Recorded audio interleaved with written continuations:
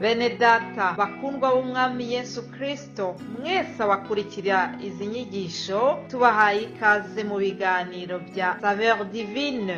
Ibi biganiro mu bitegurirwa n'abavugabutumwa bwiza batandukanye, akaba ari umuhamagaro ugendera ku ijambo ry'Imana byanditse mu gitabo cy'ubutumwa bwiza uko bwanditswe na Matayo ibice 24 umurongo wa 14. Kandi ubutumwa bwiza bw'ubwami buzigishwa mu isi yose ngo bube ubuhamya bwo guhamiriza amahanga yose, nibwo imperuka izahera ko ize. Ibi biganiro mubikurikira ku channel ya YouTube yitwa Saveur Divine. Tubifurije kugubwa neza. Imana Data ari nayo So ibaha umugisha.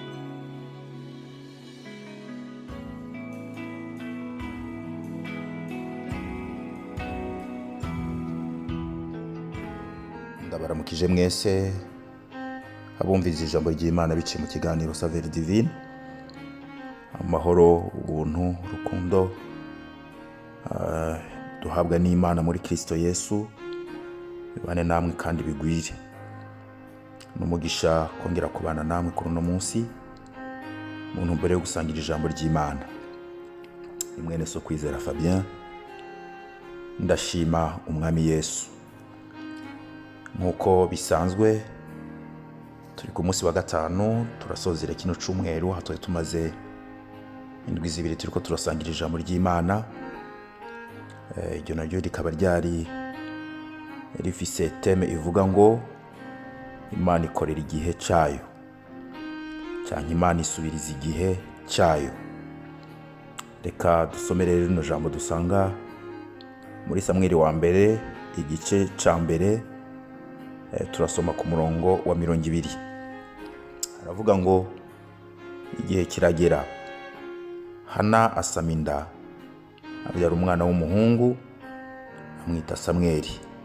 Ati kuko namusavye Uhoraho, Imana ishimwe cyane. Bene data, iri jambo tumaze indwi zibiri turiko turaganira ko ni ijambo rikomeye, ritoroshe, kubera ko ni ijambo rivuga igihe, kandi ico gihe twabonye ko kiri mu bihe bibiri, kigabanijemo ibice bibiri. Hari igihe c'Imana, hakabaho n'igihe c'abantu. Isaha y'Imana n'isaha y'abantu. Ijambo tumaze gusoma tubonye aho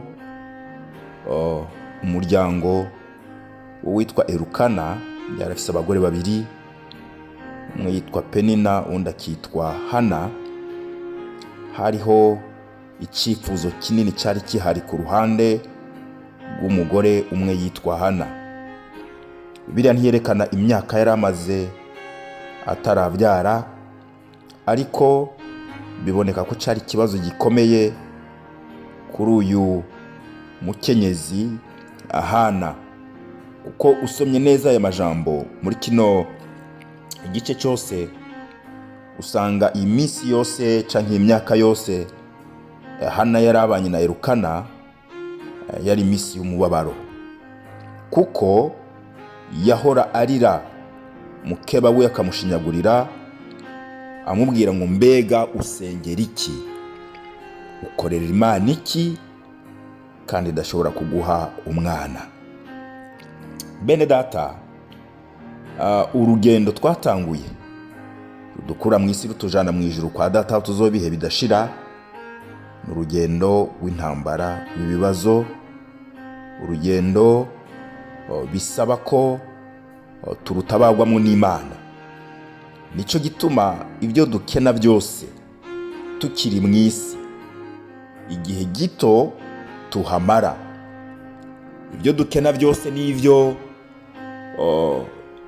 twifuza kugira ngo dushobore kubaho, tubisaba Data, nawe akabiduha bivanye n'ubugombe bwiwe n'ukwazi ibidukwiriye.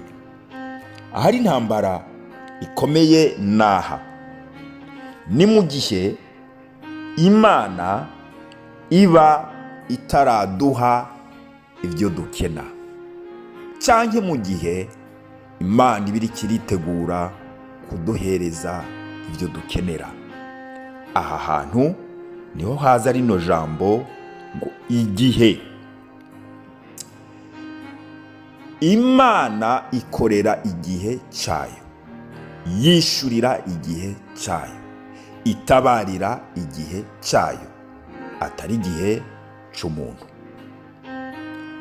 Nagomba se n'uteba hano kuri no jambo igihe c'Imana n'igihe c'umuntu, kuko ariho hari pfundo. Intwari, abahizi mu kwizera aha hantu barahananirwa, ni benshi baguye barava mu by'agakiza kubera ko barindiriye igihe kinini ku isaha y'umuntu, bategereza imyaka myinshi, amezi menshi ku isaha y'umuntu, hanyuma ibyo bari biteze ntibabibona. Bituma bakekeranya bati ibyo ari byo byose ya Mana ishobora kuba itariho, kuko iyaba yari iriho ntiba yaremeye ibi. Kubera iki? Umuntu yitegereje ku isaha yambaye igihe c'umuntu. Isaha y'umuntu itubwira ngo iminota iraheze, ibyumweru biraheze, amezi araheze, canke imyaka ibaye myinshi. Iyo ni isaha y'umuntu. Bene data, abakiriye Kristo, abakristo bari mu nzira ija mu ijuru, menya iri jambo rimwe rivuga ngo ku kuboko kw'Imana nta saha yambaye. Imana nta saha yambaye nk'uko wewe uyambaye. Aheraho mu ijuru nta horologe imanitseyo nk'uko imanitse muri salo yawe, nk'uko iri mu modoka yawe, nk'uko isaha iri muri telefone yawe. Mu ijuru iyo saha ntiriho. Mu ijuru hariho isaha y'ubumana. Iyo nayo twebwe ntidushobora kuyimenya, wewe ntushobora kuyimenya. Imana yonyine niyo imenya isaha yayo. Rero iyo dusaba, iyo dusenga, tureke kuraba kuri ya saha twambaye, tureke kuraba kuri ya karandiriye uko iminsi igenda ikurikirana, uko ukwezi kwa mbere kuhava no kwa kabiri gushika mu kwa 12. Tureke kuraba ingene imyaka ikurikirana, kuko mu ijuru nta karandiriye imanitseho. Icyo kintu tukimenye. Bibiliya yatubwiye ngo igihe kiragera. Yesu ashimwe. Hana asaminda. Imana ihabwa icubahiro. Ana yari yararize, yari yarasenze, yari yaraharuye imyaka, aharura amezi, arananigwa. Ariko kuri cya gihe cy'Imana twebwe tutamenya kandi tutazigera tumenya. Ingorane y'abakristo ni iyi: dushaka kumenya ibintu byose, kandi hari ibyo Imana yagize ibanga, naho twogira gute tudashobora kumenya. Ntushobora kumenya karandiriye y'Imana ingene imeze, ntushobora kumenya horologe y'Imana ingene imeze, naho byogenda gute. Iyo ni mysteri y'Imana. Tubyakira uko. Twebwe icyo tugomba ni ikihe? Ni ukurangamiza amaso mu ijuru. Iyo dusenze, iyo dusaba, iyo ari cyo twasezeraniwe, turindire twihanganye, tuvuga ngo ku isaha y'Imana niyagera, ukwezi kw'Imana nikwagera, umwaka Imana yashinze niwagera, Imana izontabara. Icyo ukeneye ni iki mwene data? Icyo nkeneye ni iki mwene data? Nkeneye imbaraga zo kwihangana, ntekanye kandi mfise amahoro. Icyo nkeneye ni iki? Icyo ukeneye ni ikihe? Ni ubushobozi duhabwa n'ijambo ry'Imana, duhabwa na Mpwemu Yera w'Imana, bwo kwihangana mu kurindira ko Imana hari icyo dukorera, byaba mu byo dusaba, byaba mu byo Imana idukorera tutandasabye, kuko nibyo byinshi.